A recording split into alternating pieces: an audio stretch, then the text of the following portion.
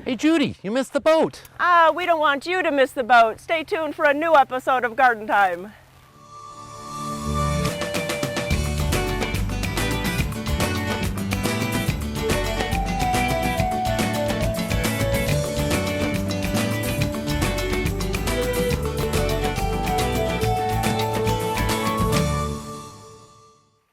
Welcome to Garden Time and welcome to Central Oregon. We made a quick trip over to visit some garden centers and check out the plants here on the east side of the Cascades. Coming up in the show today, we'll see some of those tough plants for Central Oregon. We'll also have some tips on how to keep your home safe during this fire season. But coming up first, how to deal with those sunburned trees.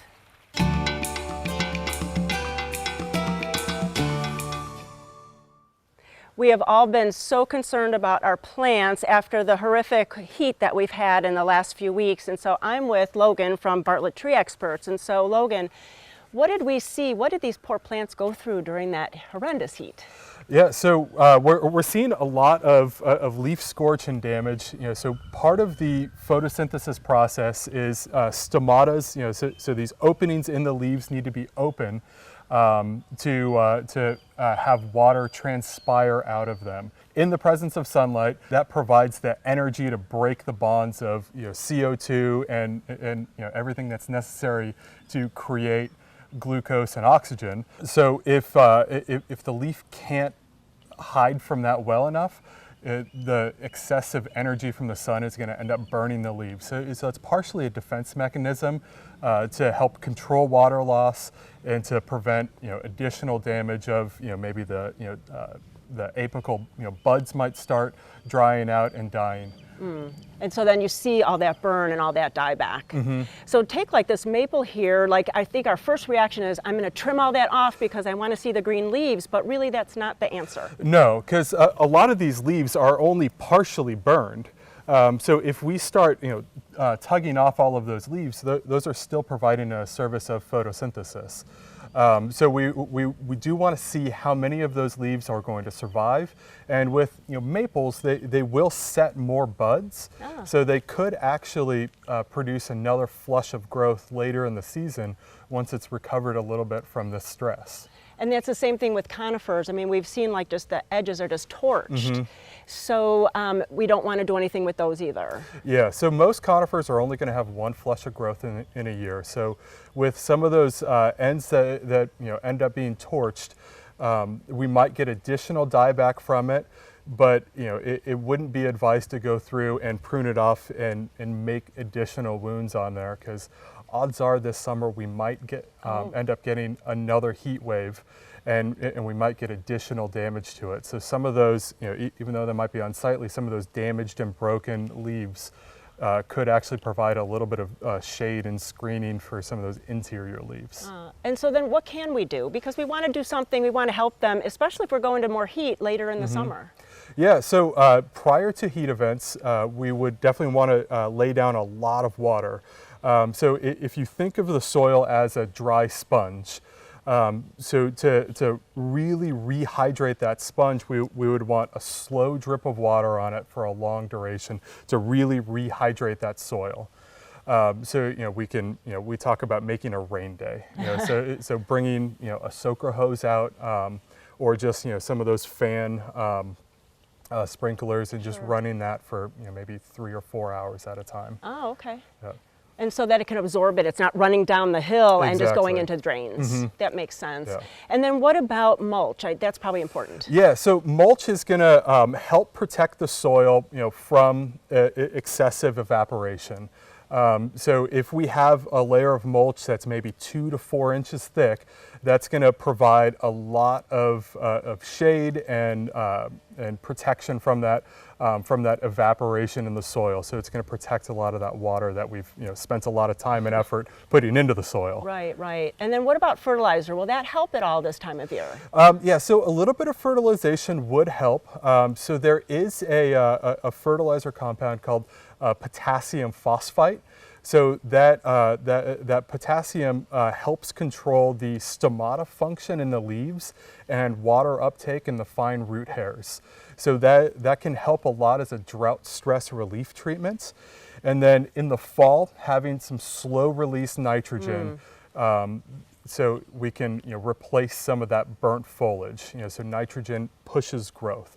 So what we don't want to do this time of year is put on like Miracle-Gro, which has a lot of readily available nitrogen, and that'll flush a lot of tender new growth. That is, odds are that's going to end up getting burned. And do you recommend that people that have really damaged trees, and maybe these trees have been having problems for a long time, maybe those won't make it? Yeah, we have seen some extreme dieback in very drought stressed trees, and we have seen some newly planted trees not make it. So we actually have a little perennial behind us that the entire top died back, and it's starting to push new growth from the roots. So we could see some regeneration of it. So the best thing to do would be to wait and assess to see the damage. Right. Once all of this is done in the fall. Right. Well, all good tips, because I know we want to do something right now, but really I think the time is to just wait and be patient and do those tips. You want to water deeply, you want to mulch, and you want to fertilize just a little bit with potassium, and then do that other fertilization in the fall. So if you have any other questions, we'll have all kinds of information on our website, and then we can click you over to the Bartlett website because they have a lot of great handouts on there too. Thanks so much. This has really helped a lot. You're welcome. Thank you. Thank you.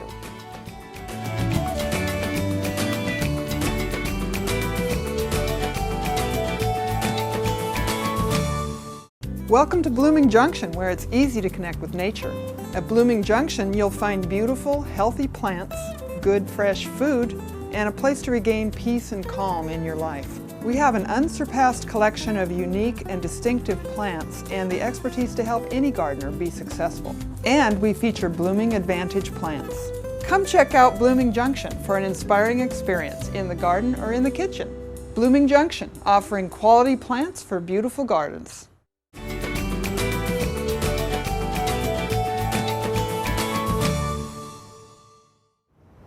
Well, we're here in Central Oregon. I'm with Chad. We're at CNC Nursery. We're here in Sisters. And Chad, you guys deal with a lot of little harsher conditions over here on the east side of the Cascades than we do in the valley. Not only do you have the deer, but you have some weather issues you need to address also. We do. We can get a good 50-degree swing most days. We can go from frost to 80 degrees. So yeah, the plant, even though the zone for here, a lot of times you can get a little plant stress just because of the swing in temperature. Right, and it gets a lot colder in here, so there's some things we need to kind of look at that don't necessarily in the valley can survive over here. So today you've kind of picked out a great selection of plants that do work great over here in Central Oregon. They can also work in the valley too. But they sure can, yeah. These are kind of a few of our more bulletproof items that we sell. Right here in front, this is kind of a tried and true Old Gold Juniper.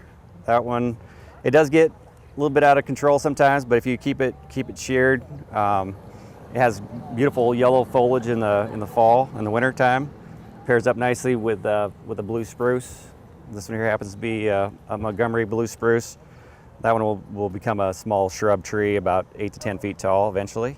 But it looks like a little bit like a glow spruce. And there's some great colors too, to get those contrasting colors. They are some great contrasting colors, especially in the wintertime when all the deciduous shrubs are bare and just sticks, essentially. And then the one with the yellow there. This one here is a Goldfinger Potentilla. This is a fabulous one. That one will get 4 to 5 feet tall, about 3 to 4 feet wide.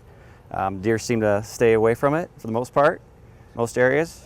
And you get a nice color all summer long. And the Barberry here provides a lot of great color too. It does. This one here happens to be a rosy glow Barberry. This one here has some good height to it. It'll get 4 to 5 feet tall and gives you a nice mottled contrasting colors as well. Yeah, Barberries are a great deer resistant plant as well.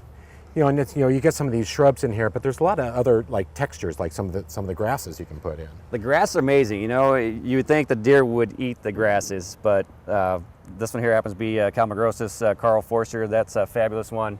Kind of see it right here, kind of mature. It gets about 2 feet wide, 5 feet tall. Has a nice creamy wheat seed head on it. Right, the texture when it's blowing in the wind. It's amazing. Great. Couple that with the blue oat grass, which will be a kind of medium-sized grass, 3 to 4 feet tall.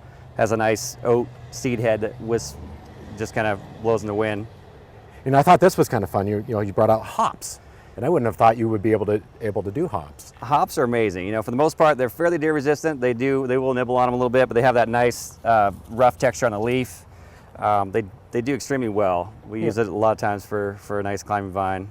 Yeah, and just take it up over an arbor, and you get the hops on it in the fall. So. Yeah, nice little flower. It's wonderful. And then there's still a lot of color you can add, as far as perennial color. There is. Right out front, we've got catmint. That one there happens to be Persian blue catmint. That's a nice, small, rounded, 1 to 2 foot wide, 1 to 2 feet tall. Blooms all summer, attracts the bees. Yeah, that's a wonderful one. And then we have this guy right here is Walker's Low. It gets about 2.5 feet tall, 2 feet wide. Just blooms all summer till frost. It'll bloom for us all the way up till November a lot of times. Oh, really? Just take off some of the spent blossoms as they come along, and then you'll get a nice rebloom. And then you have a couple other goodies over on the shelf. We do. This one here is a Moonshine Yarrow. This one here is a nice yellow color. The deer seem to stay off of it. The leaf is a little sturdier, a little stronger. A lot of the colored varieties, the pinks and some of the kind of the fun colors, they will eat those. They're more little softer foliage. But the Moonshine, they seem to stay off of. This one here has a Lamium as a ground cover. This one here happens to be Purple Dragon, has kind of a nice lavender purple flower, which is that beautiful contrasting color, that silver. This is a great deer resistant, shade tolerant ground cover.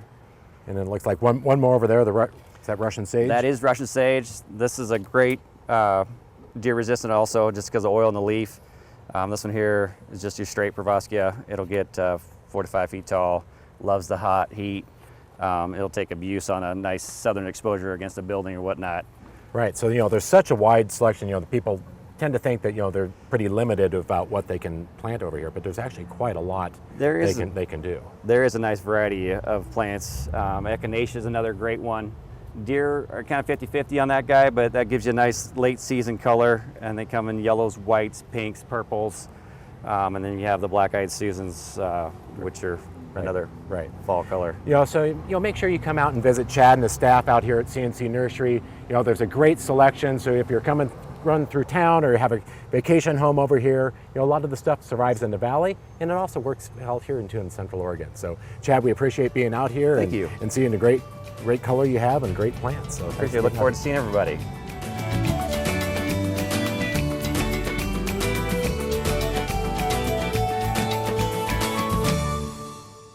Garden Time is brought to you by Portland Nursery, a passion for plants, a nursery for plant people. At Portland Nursery, we believe that gardening is a creative endeavor that enriches our experience, enlivens the spaces around us, and provides a safe haven for the mind. Portland Nursery has everything you need to make your space feel unique, inviting, and exciting. From houseplants and hedges to trees, tools, veggies, and herbs, our selection is always growing and changing, just like you. Come visit us today at 50th and Stark, 90th and Division. You can use water wisely this summer with these simple tips. Periodically, check your watering system to make sure it is working correctly. Tighten hose connections and adjust sprinklers to water plants and not the pavement. Give your lawn and garden a deep soak twice weekly instead of watering daily. Skip the fertilizer until the fall and mow your lawn less often. Taller grass holds moisture in longer between waterings. Get more water-wise gardening tips at regionalh2o.org.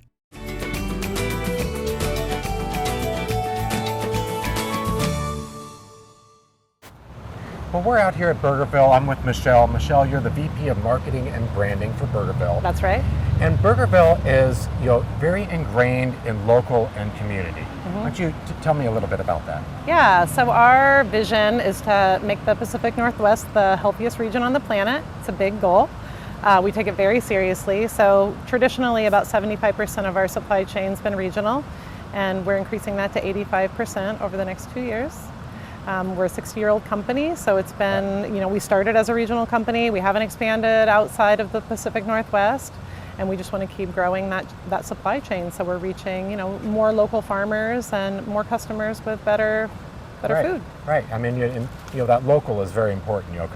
knowing where your food's coming from and those farmers and those growers. And I know, about a year ago we did a story with Sealy mint, which is near to my heart as being a Sealy. So we understand the importance of having that local and supporting that farmer. So it's great to have that Burgerville is so committed to those farmers. Yeah, we know everybody personally, and we have a relationship with them, and we take our job really seriously because they are a part of our family. Right, and you guys have programs that you do here at Burgerville to promote those farmers, right? And so what's one of those programs that we have coming up? Well, right now we have blueberry. We're in the berry season, and sadly our berry farmers got hit very badly this year with the heat wave. But right now we're working with Our Table Cooperative with blueberries. We have raspberries coming up, and then Marionberries. And you also have a fun program with kids' meals. Yep, we sure do. And you have some seed packets that are in those. We do. And those seed packets are local, so we're going to pop it over here to the lane, and we're going to go talk about the seed packets and what we got going on in the kids' meals. We've been putting seed packets in our kids' meals for about 20 years. And then when I came on board about 2 years ago, I started lifting up all the stones. Where do these seeds come from? I mean, I love the program. The world does not need another plastic toy in a landfill. We feel very strongly about that. But what the world does need is for kids to put more seeds in the ground and learn about how food grows and what they're putting in their mouths and their families' mouths. So we started bringing that even closer to home. So now we're working on the seedlings program, which is our new repackaged seeds in our kids' meal, and working with local growers and farmers and seed producers in the region.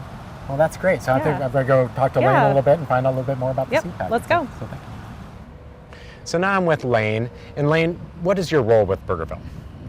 Well, I am actually a professor at Oregon State University in the horticulture department, and I started a program called the Culinary Breeding Network. And I work with Burgerville in that I am selecting the varieties of the seeds that they have in their packages for their kids' meals. And so when you're looking to select packages or what seeds go in there, what are you looking for? What kind of trick? Well, we're looking for open pollinated organic seeds that have been grown and bred also in the Pacific Northwest. Because that's, sticking with the theme of Burgerville and supporting local, that's important to bring in that to the seed packets also. Yeah, this is incredibly exciting to me that Burgerville is wanting to even dive deeper and go beyond just the farmer, but looking into who is growing our seed and who is breeding those, because the breeder has a really enormous impact on the food that we eat. And when you guys are selecting certain varieties of seeds to look into, we have some lettuce here, and we have a few other varieties.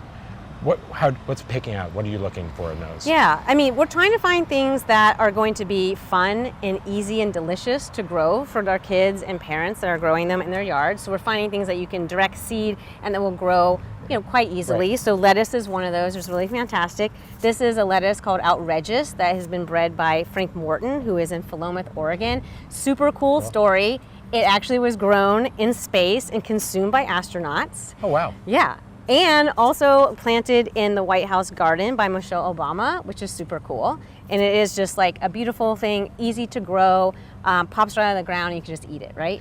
And then you have barley, which is kind of an interesting choice to have a seed packet for that. So where's the thought on barley? So thanks for asking about that one. At Oregon State University, there's a barley group over there that are a couple of breeders that are focused on creating organic hull-less barley. So hull-less barley is a whole grain. It can be cooked and consumed just like rice. Okay. So it's super nutritious. You could grow it in your gardens. A lot of people don't know that, but you can grow it in your garden. You could just let it dry and put it in your house, and it's just a really pretty, it looks like a wheat stalk, right.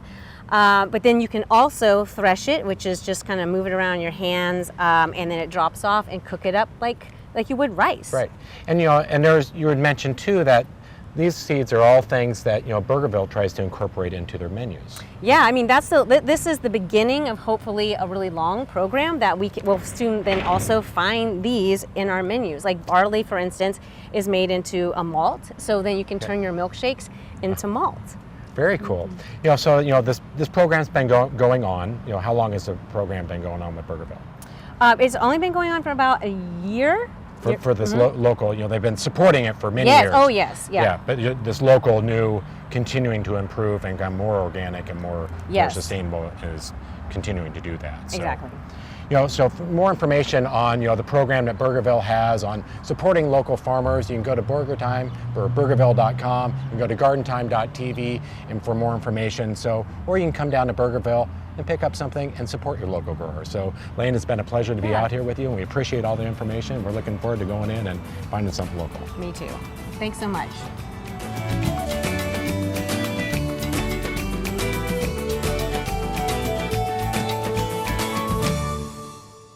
Garden Time is brought to you by Capital Subaru, your way on the Parkway.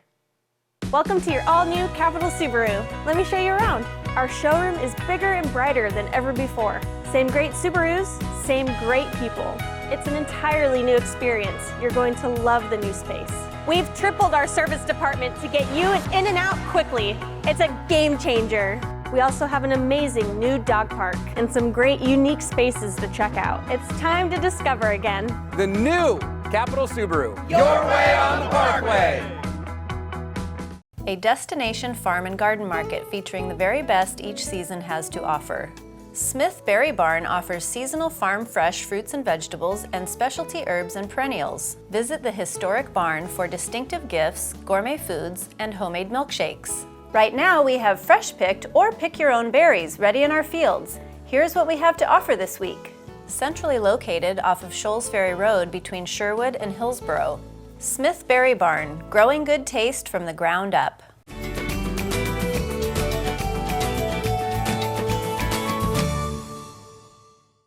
In the past, Garden Time's talked about how we can have our home landscape really survive wildfires. Well, we are at the Oregon Garden today with Kris from the Forestry Department, and we're actually seeing a display house that's been put up with this great landscape.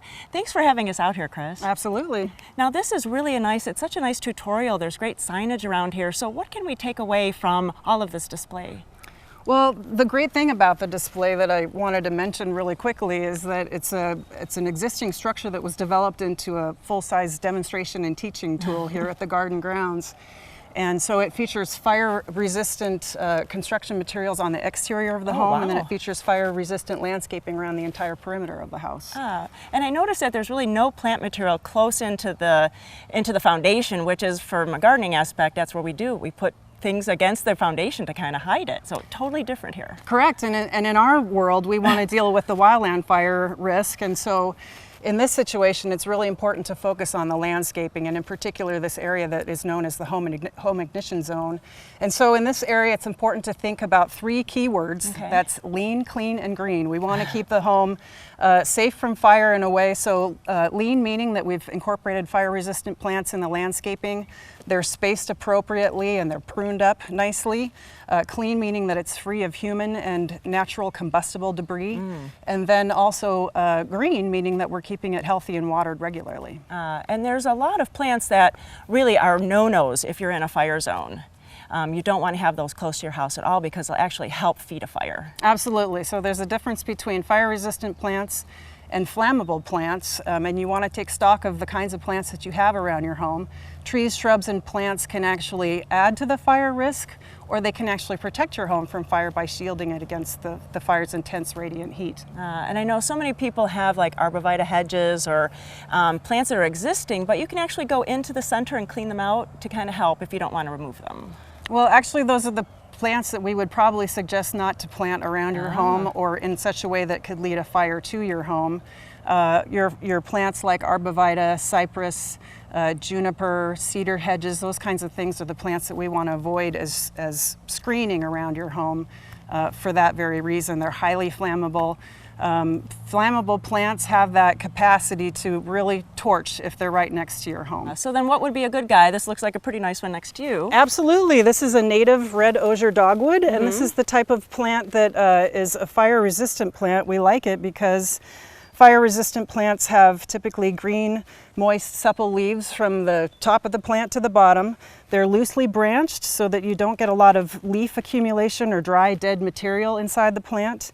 And then also, these types of plants have clear, watery sap in them, so these These types of plants don't add to the fuel load and therefore the fire's intensity. And it's a great plant. We love it. It has beautiful fall color. In the wintertime, nice stems, so we like this one too. Absolutely, and the fact that it's being native, it adapts better to the temperature fluctuations here in Oregon. You don't have to water it as much in the summertime. Oh, that is great. Well, we're going to take a little walk around the other side of the house and show you another view and some more ideas. Let's go see. All right. Kris, as we were walking over, I noticed that there's screening underneath the deck, and so what is that for? We put screening up around the deck. We call it screening or skirting, and we want to have that there to prevent leaf debris, natural debris from accumulating underneath the deck. Ah, yeah, never would have thought about that. And then this area is kind of different, and I see that the trees limbed up. So what's going on in this plot here? So it's important to take a look at your plants as potential fire ladders. And fire ladders meaning that your plants could be, plants of different heights can be arranged in such a way that if ignited, they can act like a ladder. They can carry fire from the low ground fuels to the shrub level and then up into the canopy where it ultimately could reach your home. So we want to think about vertical space, creating vertical space between the low plant fuels and the lowest limbs here on the tree, so that if a fire does come along, it can't get up into the tree and do damage. And it's a little bit harder for us as firefighters to control a canopy fire. So really, when you're at your home, you really have to look at many different spaces, many different planes, because it's not all just one dimension. Absolutely. I think when you're really talking about landscaping close to the home, I think a good rule of thumb, again, is to think lean. You want to have plants that are low to the ground, sufficiently spaced apart so that you're breaking up that continuous fuel load, so that if a fire does come through, basically you've got low flame heights or low flame lengths, and the fire has nowhere to go. Kris, the key point here is that wildfire can be preventable. Absolutely. Home ignitions can be preventable. You know, fire is the one natural disaster where we have the power to affect the outcome. So I think a lot of times people think about the menacing flame front. It's really the embers that we want to be aware of.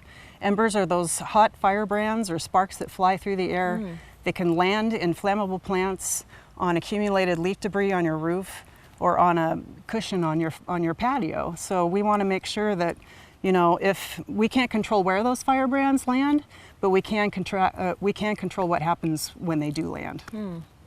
Well, you know, this is a great place to come. If you want to have more information, you come to the Oregon Garden, and there's tutorials around. There's a lot of plaques to explain what's exactly going on in this. And then there's websites to go to, and we'll connect you from Garden Time website and get even more information from there. Absolutely. Well, thank you so much. It's really been really a wonderful day.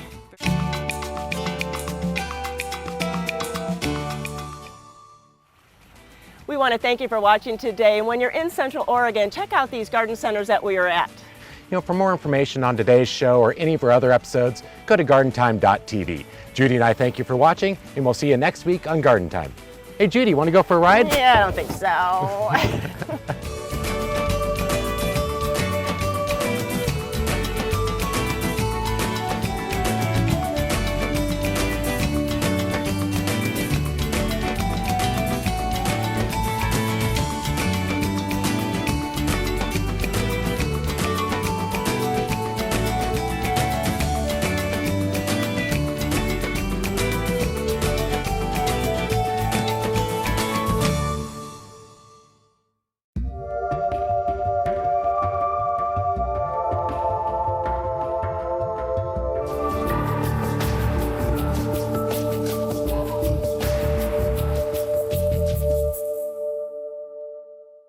The proceeding was a paid program of the Guston Creative Group and its sponsors.